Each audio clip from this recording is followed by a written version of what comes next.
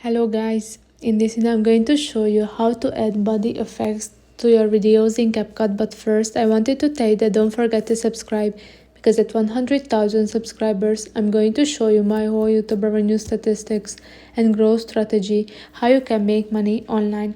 So let's jump into it.